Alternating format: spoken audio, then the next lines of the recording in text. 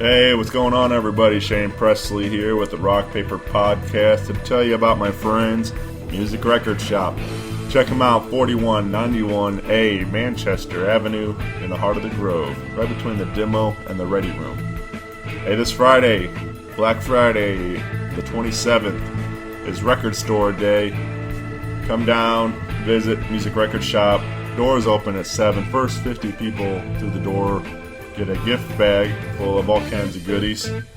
They got all kinds of limited run specials going on for the store, so pick up some exclusive rare vinyls, and they always have CDs and tapes and everything else there too. There will be a special DJ set from Stan the Man, 18 and counting, from 10 to 4 all day. They're doing gift cards, $20 gift cards for $10, all kinds of specials. So come down, visit them on the 27th.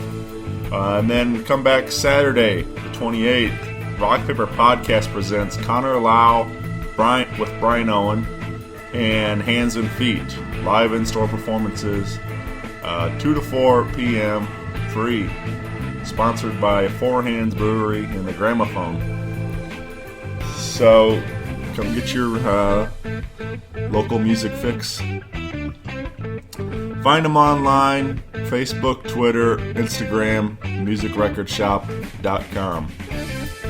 Hey, this is Isaiah James, and you're listening to Rock Paper Podcast.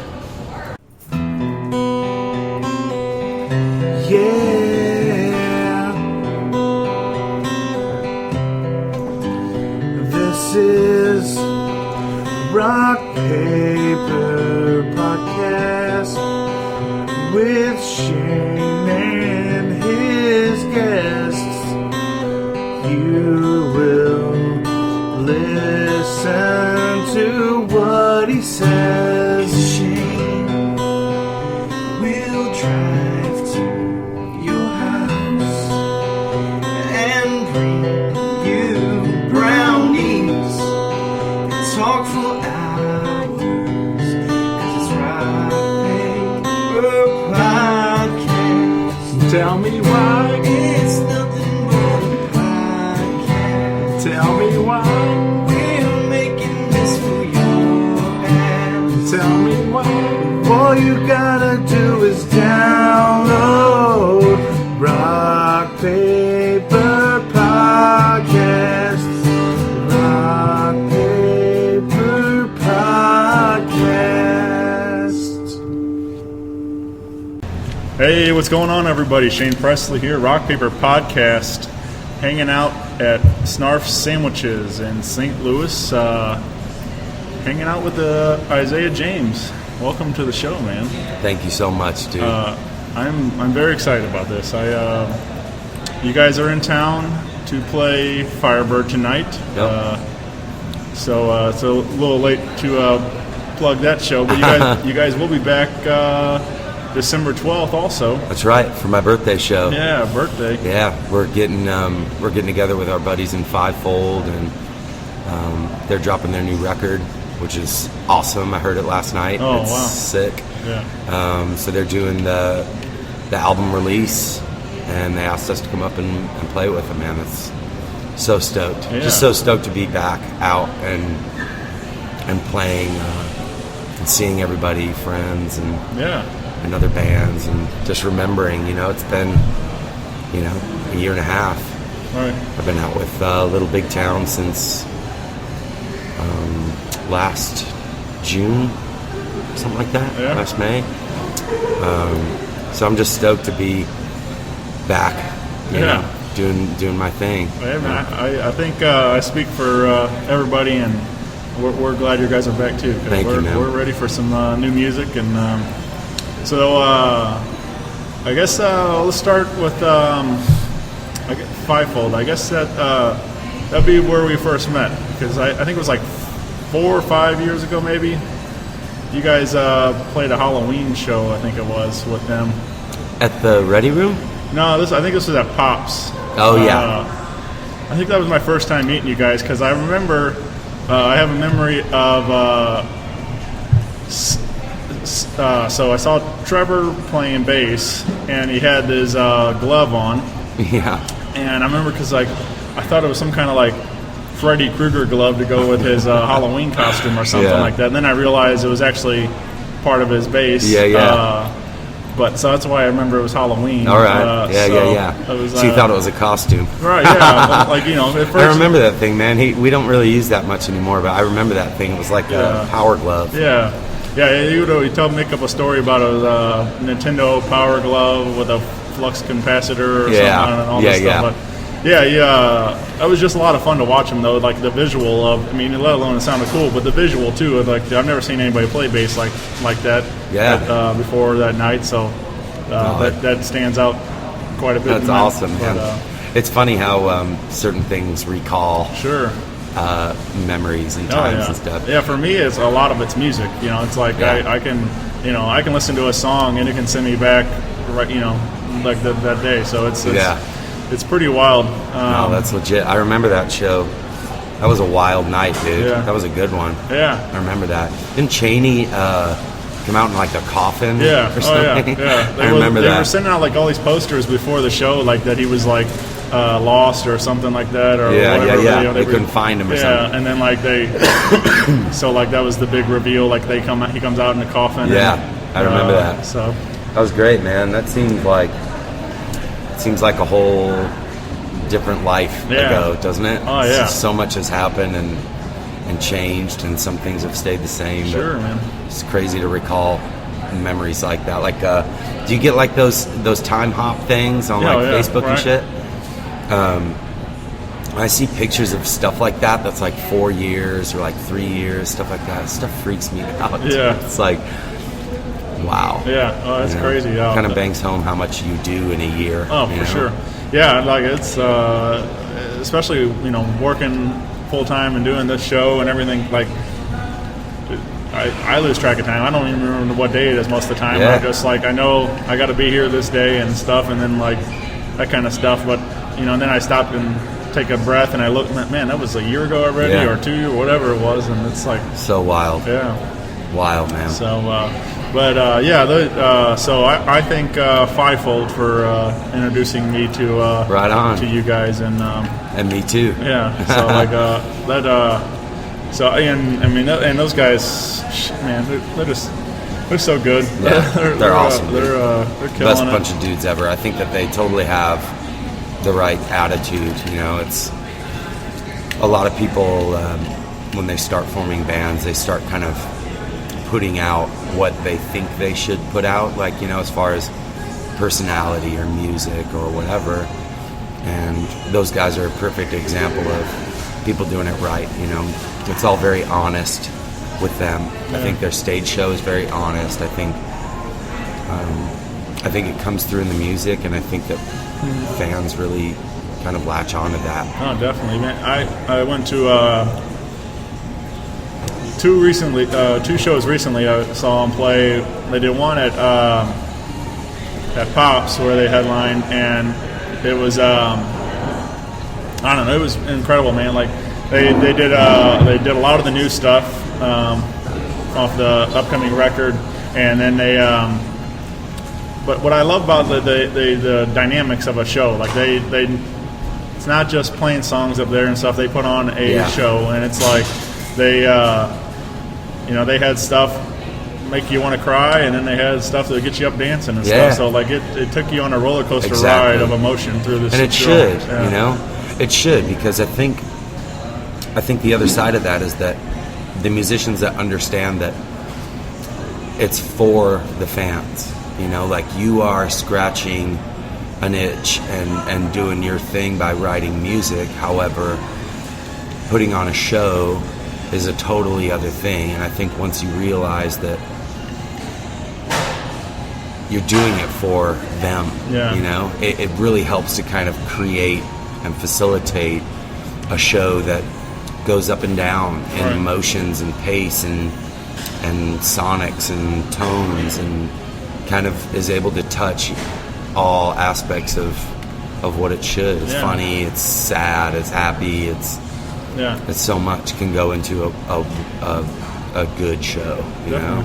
Yeah, it's cool that they can tap into all that stuff. I mean, they obviously, they have a lot to pull from in their personal experiences, but that they put it in these songs, and everybody can relate to the message of the songs, and then it affects them in their own personal way to where they have that connection. And stuff. Exactly. I think that was one of the main reasons why I ended up changing the name from Showbaby to Isaiah James and the Chains. It was a realization of so many things that I wasn't necessarily doing wrong, but just maybe that I just wasn't doing,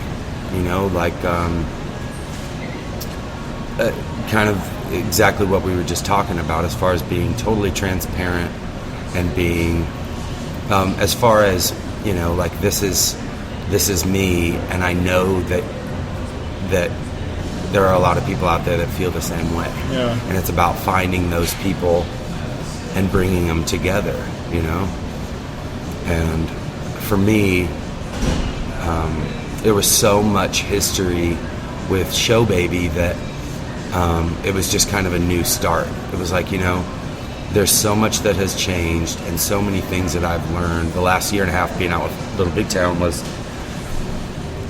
by 100 miles the most learning that I'd done ever. Yeah. As far as the music industry and putting on a show and all of that, relating to your fans and what you're telling them. And I just had to kind of clear the palette and start fresh. Yeah. And I think it was for me, and it was for the band, and it was for the fans, and I think everybody's going to kind of see that now, I think. Yeah. I think that's my goal, at least, is to really put that stuff in the music in such a way that it conveys a very clear message. Yeah. Will you continue to? Are you gonna revamp any of the Showbaby stuff, or is it all you're gonna look into all new material for this project? Right now, it's 98% new. Right. There are a couple of the Showbaby songs that made it. That we reworked and just kind of readdressed and wanted to make them new and wanted to make them fresh, but still respecting what they did for us and what they did for listeners. There's a lot of songs in there that really meant a lot to people, and so we kept them around. A couple of them at least. Yeah, sure. So that's so the still. You guys made the announcement, I guess. I don't know, a month or something. Probably a month ago. Yeah. So when are we looking to possibly get in the studio and stuff? Is that? I've actually been in the studio on and off the last 8 months. Okay. So the music right now, I'm like two or three sessions away from being totally done. All right. My hope is to release the record at the right time. Yeah. That's my hope, So it's I feel like the right time is really coming. I feel like people are really excited to kind of hear what it is. But I'm going to be very patient as far as kind of being calculated with it's ready. It's been 2 years, almost, since, maybe even more, since we released the last Showbaby record, almost 3 years, I think. And so for me at this point, it's what's a couple more months to make sure that. Yeah, you got. You want to do it right, especially putting that much time and effort into it, and money and everything else, and emotion and everything. Yep. You want it. You wouldn't want to, misfire or whatever. Or just get all your miss one thing. Sure. What could have happened if we would have finished the one song that we started and didn't really like it and just kind of tossed it, that kind of thing. So it's kind of funny too. I've talked to a lot of people, and it's fun how sometimes you're working on the record and you think it's done, and then all of a sudden like that song, that next song hits you, and like this has got to go on the record. Like Yeah. this is so It has to. yeah, and like so then you end up going in and cutting that track and then putting it on there, and Exactly. and that becomes the hit, or whatever. It's Yeah. like you never know. So Yeah. it's There's actually, I heard a really funny, I had a conversation with a guy named Chris Stapleton. oh, Chris is. He's you know Chris? I'm a fan. I don't know Yeah. him, but Oh, dude, he's, the, I love this man. He was out on tour with us for a couple months. he's and unreal, man. we became very close, and I asked him, because he's has been a giant songwriter Sure. in Nashville for 10, 20 years, something Yeah. like that, has written giant songs. Yeah, he's got like 170 songs pinned by Nashville. Yeah, like, so like 170 record Yeah, cuts. right. It's like, oh my God, dude, the guy's so outrageously successful. Yeah. It's just crazy. But I was asking him one day, I said, Chris, how do you write songs like that, man? I mean, how do you write a hit song at all, let alone 50 of them? He's got like 50 number ones. Sure. It's crazy. And he said, in his awesome like Southern grit voice, he was like, man, it seems like the hit songs that I've written were all the ones that were the fastest, most spur of the moment. I have an idea, I'm going to sit down, I'm going to push it out, and those are the ones that hit, and stuck. And he's also a guy that has kind of the utmost respect for radio stations. That's his other answer, is what makes a hit song, and he'll say radio stations. Because there's a lot of work behind number one songs. Sure. I mean, it's huge business, and it's huge work. And anyhow, just kind of tying that together, that tied me to that, as far as I was really, really surprised to hear that. Like you would think that you think about that process so much harder when there's millions of dollars on the line, and when there's all of what comes with a number one song. His response was so simple. Yeah. It's just those, he's sitting in his bed about ready to go to bed, and he gets hit with an idea, and he actually gets up and goes and writes it. Right. He doesn't just hear it and then I'll make a note and maybe get after it later. It's the respect for that moment. And I just thought that was so awesome. Yeah, that's cool. I actually I saw Chris. I think maybe I don't know, maybe May or something. I go to a lot of shows, so they all start to I remember the moments, but the timeline is off. But I think it was something like May, and he came in and played the Firebird where you guys are at tonight. He did. Wow. And sold it out that night. It was a good crowd in there. It was I remember it was hot, and we're all packed in there, and it and I knew that night that was the last time he was ever going to play a club. Like, I mean, I knew this is. I mean, he was already. The record Traveler was out. Taking off, and but watching him on that stage that night, and then even before stepping into that, I was like, this guy's taking off. This is this is going to be a game changer album here. Yeah. And then now. A couple weeks ago, he was on CMAs. Wins Justin. Yeah, wins 3 major awards.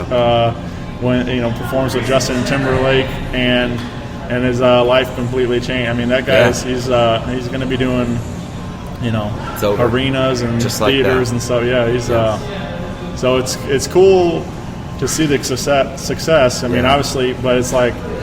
It was also really cool to kind of have my own little thing, It's like be able to listen to Chris Stapleton and have and be able to see him in a small club and have those songs and stuff, and know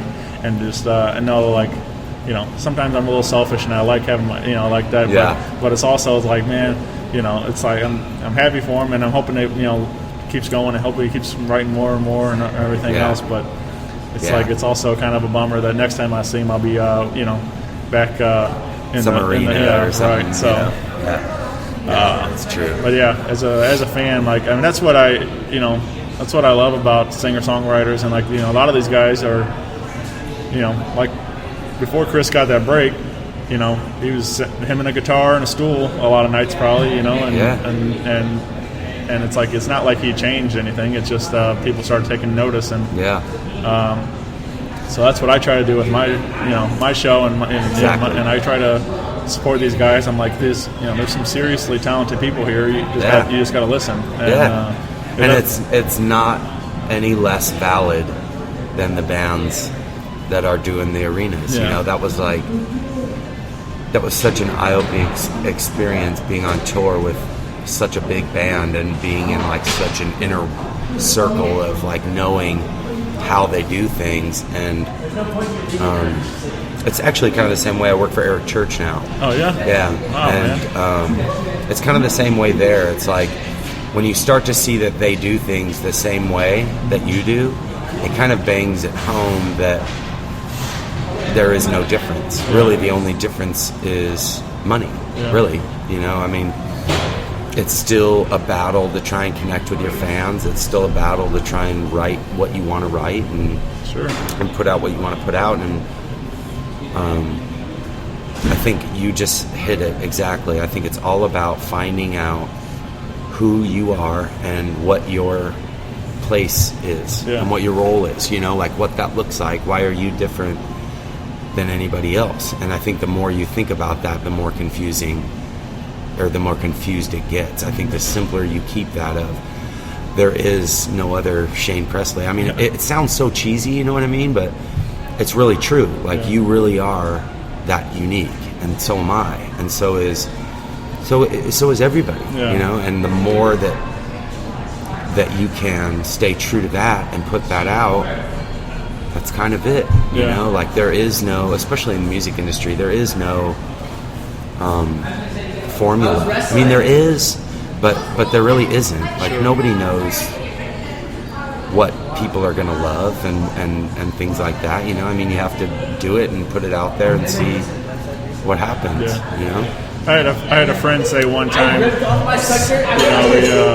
shared the link on Facebook or whatever. He's like, hey, check out my buddy Shane's show. He's trying to be the next Howard Stern or something. I was like, oh, I'd much rather be the first Shane Presley than the next Howard Stern. Yeah, exactly. So it's like, you gotta stick to what you know and be who you are. Yeah, and just be dedicated to kind of labeling that and knowing that, like as a songwriter and a musician, I'm a very confused breed of person. I'm very hot and cold and very all of that. So for me, it was such a battle and such an important thing to do to really find out who I am. Which seems kind of weird, but it was, and I think that it's that important, that it's something that you have to do.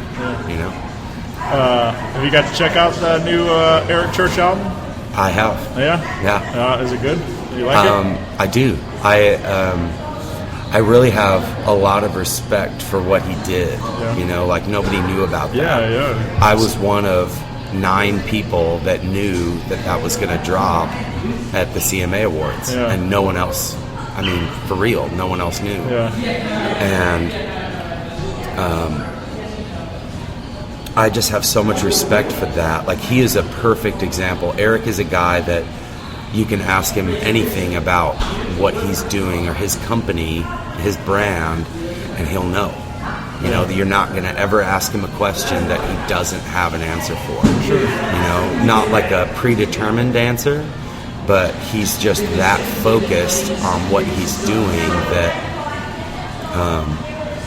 it's always so consistent. And that's exactly what I'm talking about. He was a big deal for me in all of that, and just trying to figure out all of that, and just knowing, like, talking with him is just such a trip, because it's just so, I don't know how else to really say it, it's just so focused, it's so focused and educated on what he puts out, like, if you ask him about Smoke a Little Smoke, and actually I saw him do this one time, some girl said, that's a weed smoking song. And he kind of waited for her because he thought she was going to say more to it. And she didn't. And he said, yeah. And she goes, well, you know, you're endorsing that. And he said, yeah, I am. You know, I mean, there's no hesitation. He's like, I endorse the lifestyle. You know, it is what it is. I am who I am. Yeah. Those are my people.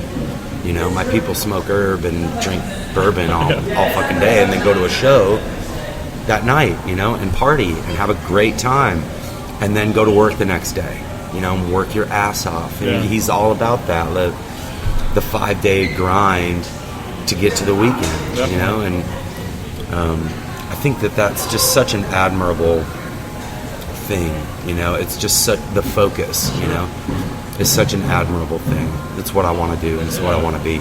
Yeah, I mean, it's got to be, you know, just these experiences you're talking already with Chris and Little Big Town and Eric, but it's like it's got to be, you know, better than any college course or what. I mean, that's this is real life. This is you know, 101 right here, and and get out there to see it firsthand with these. Exactly.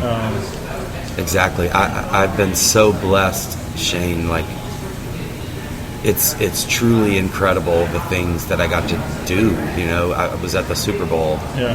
I was at all the CMA awards. I was at the, you know, the Grammys, the ACMs, all this red carpet shit that it's just like, and you get to see how it works. You know, I did the Today Show. I did Good Morning America. Like, I did the Tonight Show several times. Met Jimmy. I know Jimmy now. You know, like, that was a trip going into Rockefeller, you know, 30 Rock, and walking in and having Jimmy Fallon walk down the hallway, and I'm walking past him and he says, oh, hey, what's up, man? Like, you remembered me. It's like, I'm so blessed. Did you get a selfie with Steven Tyler or something too? Oh, yeah. I got to hang out with Steven and talk rock and roll with him, talk songwriting with him. Like, he was such a sweet dude, you know, like, totally down. I mean, like, it's unreal, man. It was super unreal. Like, it was like a 45-minute conversation about the state of rock and roll, and it was like, what is happening right now? You know, like, so crazy, man. Yeah. You know, it's not quite the same level, but it's still, for me, it was you know, very, very cool experience. But I got to hang with Devin Allman a little bit ago. I was telling you about off mic, and it's rad. And for me, like, you know, I look up to him a lot. Just, you know, I'm a big fan, and, you know, the guy has made it out of you know, my hometown essentially, and done well. He's toured the world, and he's, you know, doing his own thing, and but we had a, you know, nice personal conversation, and just the two of us, and he gave me some great advice, and it was, you know, just really cool to have that kind of moment where we can, you know, it's not for interview, it's not for whatever, it's just for the two of you to have, you know, as friends, you know, and stuff, and like that was really cool to have that. But, and you'll never forget that. Oh, for sure. You know, and so for me, that's all it's about. I'll never forget that conversation with Steven. I'll never forget any of these hundreds, or if not thousands, of moments that people took the time to sit and talk to me. You know, it's just like, though that is the way that these super successful musicians get there. I think they respect that, and that every relationship, every single one, even to the fans, you know, like, these people are all so focused on their fans, and they really appreciate them so greatly, and they know that they wouldn't be where they were without their fans. You know, and so what? I mean, you're like, what exactly are you doing with those guys? Like, are you guitar teching or something? Yeah, I was teching for Jimmy Westbrook. I teched for Jimmy Westbrook, who is one of the singers in Little Big Town, and I teched for the lead guitar player as well. Okay. Yeah, that was. So how's that come about? Like, connections and stuff. The running joke is that it is. The running joke is that that comes about by a very long series of bad decisions. That's the running joke between kind of the pro tech world. The reality of it was, I just know a lot of people, and at the time I really needed a break from my role And I was offered some work that, wasn't singing, but I was still on tour and I was still kind of in the world, so I took it. It was amazing money, they took really, really good care of me. And so I just went for it, I'd never done anything like that before, ever. That was my first gig, was on like this gigantic tour, man. It was a shock, to say the least, Yeah, that's pretty wild stuff, man. It was incredible. I know this guy, the 6 degrees of separation kind of thing. So Devin Allman's lead guitar player is Bobby Schneck Jr. Bobby Schneck Sr. is a great guitar player in his own right as well. And I know I haven't actually got to talk to him in person, but I'm aware of who he is. But he's a guitar tech as well. He went on tour with Aerosmith and did all these big tours and all this stuff. Like, it's just. So I've been lobbying, trying to get him on the show to tell me some rock and roll stories, and so hopefully that'll happen one of these days. But it's like I'm sure he's got a lot of them. Hell yeah! But it's just like I just it's kind of crazy. I mean, obviously somebody's got to do it, but it's like it's just nuts to be a part of that, to see the world from the side of the stage there, and keeping the show going. And I just went to see the Urge last night, and those guys, I'm off on the side of the stage, and you can see right back there behind the curtains and stuff, and those guys are all back there hustling, keeping everything going. So it's the crew, man. Those are the cats that really do make it happen. Right. I mean, you couldn't have a show where there were times that if I was sick, or something like that, they would make sure that I got taken care of, because they know that if I'm off, the show is off. It's that dependent, especially in my role as a guitar tech. They do I had 2 guitar changes every song. I had 60 guitar changes in our long set, so it's 2 guitars every about 3 minutes. You know what I mean? Wild. And all sorts of open country tunings and shit like that, mandolins, it's a wild thing, man. And the thing is that they have the ultimate respect for how important it is to have those people on point and taken care of, Definitely. I joke now and I say that the I totally just lost my train of thought, because one of my crew guys just texted me. He's out making a run for some Jack Daniels, but some beverages.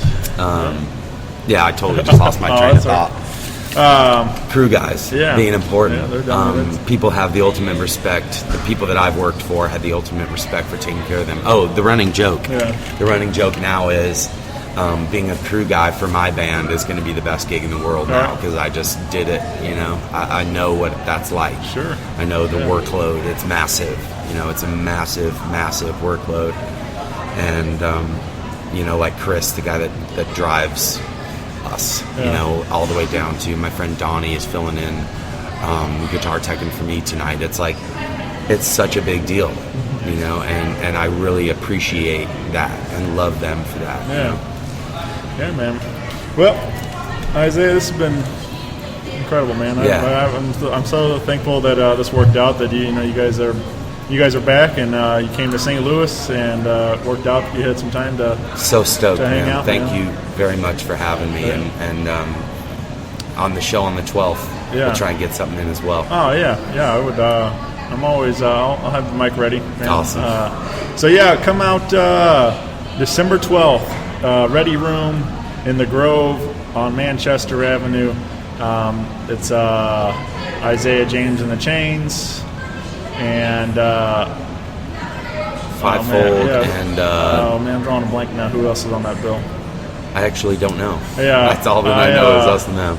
Man, I know who it is. I just brain fart here, but anyway, I'll be sure to take care of it in post and add it on the when I post it. But yeah, awesome. Come out and see these guys. Support the new Fivefold release. It's going to be a great party, and pick up the new album. Keep an eye out. Hopefully, maybe 2016, some Isaiah James and the Chains music. So it's coming in. Yeah, it's coming in hot, baby. Oh yeah. Thanks for having me, Shane. Yeah, thanks, man. Appreciate you, man. I'll see you soon. Awesome. I literally forgot everything we just talked about. I bet you did. I bet you did, son.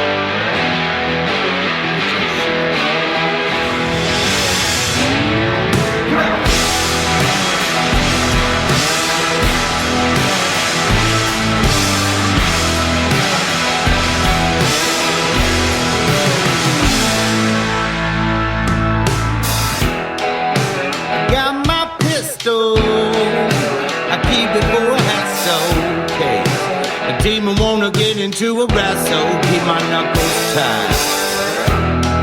Get to sniffing at the trouble, could have been the whiskey double.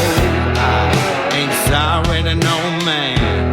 Me and all my friends keeping renegade, preaching. Got to be my truth like a dog on a chain.